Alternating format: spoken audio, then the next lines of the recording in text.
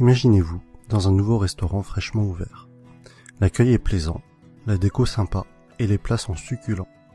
Vous en parlez à des amis, ceux-ci sont ravis. Eux-mêmes vont conseiller ce resto à des membres de leur famille, à des amis et autres collègues. Et petit à petit, le restaurant commence à se faire connaître via ce que l'on appelle le bouche à oreille.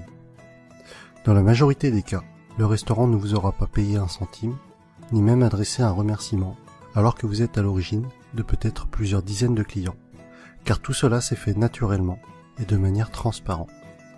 Eh bien, il existe un type d'entreprise qui utilise la puissante force du bouche à oreille pour se développer. Il s'agit du marketing relationnel, aussi appelé marketing de réseau ou MLM, pour multi-level marketing. On parlera de network marketing en anglais. Le problème, en France, c'est que le marketing relationnel est non seulement mal connu, mais en plus à mauvaise presse. En effet, trop souvent, les médias n'en parlent que dans le cas d'arnaque, et malheureusement, il en existe, et très rarement comme une possibilité de réussir. Les médias, pour attirer de l'audience, doivent faire dans le scandale, dans ce qui choque. Mais ceci est un autre débat. Mais effectivement, certaines entreprises sont des systèmes pyramidaux déguisés. Une pyramide, qu'est-ce que c'est au juste ? Je vous invite à cliquer sur cette vidéo pour découvrir une animation très bien faite expliquant ce qu'est une pyramide de Ponzi. En résumé, non seulement c'est une arnaque, mais c'est aussi illégal. Le système est basé sur la promesse de faire de miraculeux retours sur investissement, juste avec de l'argent que tout nouvel entrant va apporter. Autrement dit, l'argent des nouveaux paye le bénéfice des anciens. Et si, à un moment donné, les entrants ne sont pas assez nombreux, eh bien la pyramide s'écroule, car les anciens ne perçoivent plus d'argent. Ce qui est important à comprendre est que lorsque vous entrez dans une entreprise de marketing relationnel, vous êtes avant tout le distributeur d'un produit réel, le représentant d'une marque. Sans produit, ou avec un produit fictif, on rentre alors dans un système pyramidal. D'autre part, dans une pyramide, les anciens sont forcément plus riches que les nouveaux.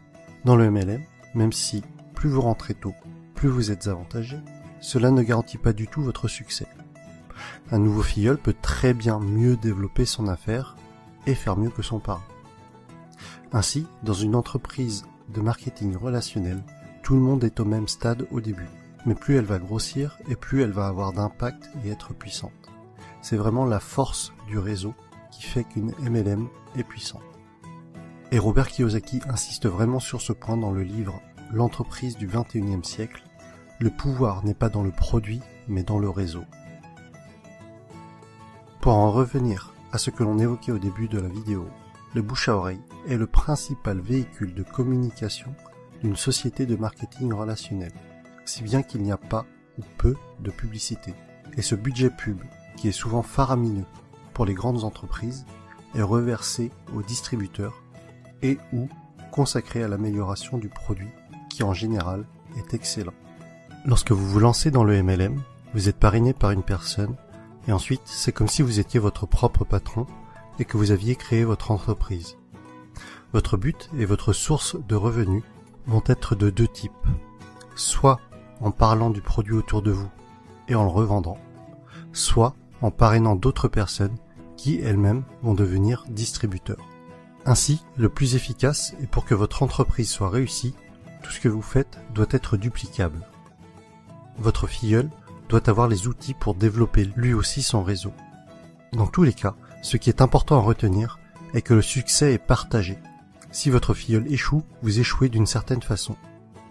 Votre succès est complètement tributaire du succès des personnes que vous aidez, de vos filleuls et des filleuls de vos filleuls.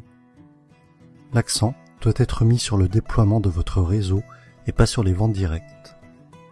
Ainsi, ceux qui réussissent le mieux en MLM ne sont pas les vendeurs ou les commerciaux, mais plutôt les personnes pédagogues, les profs et les formateurs. Et personnellement, autant je trouve la réussite personnelle gratifiante, autant aider les autres à réussir l'est encore plus. Autre sujet que je trouve intéressant, c'est que votre entreprise grandit avec vous. Vous gagnez de l'argent en apprenant et en appliquant les méthodes de vos parrains et de votre upline. C'est le terme indiquant les personnes antérieures à vous dans la vie du MLM. Autre point fort du marketing de réseau est que pour devenir distributeur, cela demandera en général un faible investissement financier au départ, contrairement à la majorité des créations de nouveaux business. Aujourd'hui, si vous comptez ouvrir une franchise du type McDo, Subway ou Starbucks, il vous faudra probablement plusieurs centaines de milliers d'euros, alors qu'en MLM, cela vous demandera la plupart du temps quelques centaines d'euros. Ensuite, tout est préparé pour vous.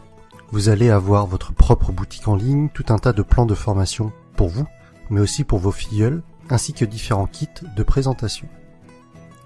Un autre point essentiel, et qui pour moi m'attire beaucoup, les entreprises de marketing relationnel offrent des paliers au niveau de leur plan de compensation. Pour être plus précis, à partir d'un certain nombre de filleuls, et sans compter les éventuelles primes bonus, vous allez toucher un revenu résiduel, encore appelé revenu hors exploitation, c'est-à-dire un revenu passif. Les bonnes MLM sont donc de formidables véhicules vers l'indépendance financière de fait de ce revenu passif engendré par le parrainage d'autres personnes.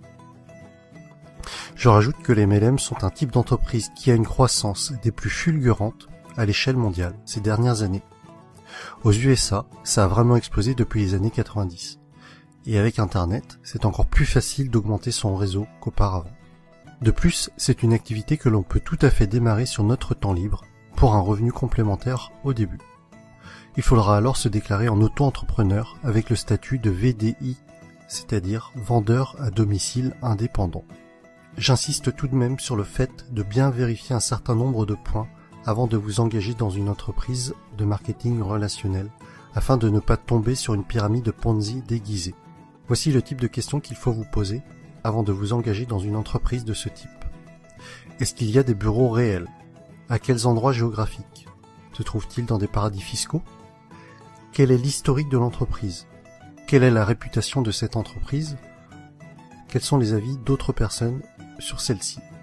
En conclusion, et si vous avez suivi mon défi personnel, je pense que vous commencez à comprendre pourquoi est-ce que ce type d'entreprise m'intéresse fortement. Travailler pour ses propres rêves et non pas ceux de quelqu'un d'autre.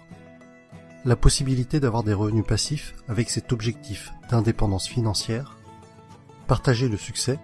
Vous savez, à la base, ma chaîne YouTube est quand même le partage des bonnes pratiques, d'idées inspirantes. Alors si en réussissant dans un domaine, j'arrive à aider d'autres personnes à réussir également, alors j'en serais sincèrement ravi. Autre point que l'on avait évoqué, c'était de gagner de l'argent tout en apprenant. Le message que j'y vois derrière cela est celui que Jim Rohn a souvent répété, que plus vous vous développerez personnellement, plus cela attirera le succès. Et enfin, des horaires libres. Cela signifie que je pourrais aller chercher ma fille à l'école. Et voilà pour cette vidéo sur le marketing relationnel. J'espère que le public francophone comprendra mieux ce qu'est le MLM avec cette vidéo. Pour ma part, il y a quelques mois encore, je dois vous avouer que je faisais partie des personnes qui rejetaient le sujet, ne comprenant pas en quoi cela consistait, et sûrement aussi parce que je ne voulais pas comprendre, et que je gardais en tête ce que les médias véhiculaient. Mais que ce soit Jim Rohn, Tony Robbins, Les Brown, c'est-à-dire tous les motivational speakers que je suis régulièrement, mettent en avant ce type d'entreprise. Et après mes lectures de l'entreprise du 21e siècle, de Robert Kiyosaki, et de 45 secondes qui changeront votre vie, de Don Fire, j'ai finalement changé d'avis sur le sujet et je suis décidé à me lancer. Vous retrouverez la suite de mes aventures dans le prochain épisode avec mon choix de MLM et les raisons de ce choix. Si vous aussi, ce concept d'entreprise est nouveau pour vous et que cela vous intéresse ou qu'au contraire, vous vous y intéressez déjà, mettez-moi un pouce j'aime, partagez sur Facebook et abonnez-vous. À bientôt!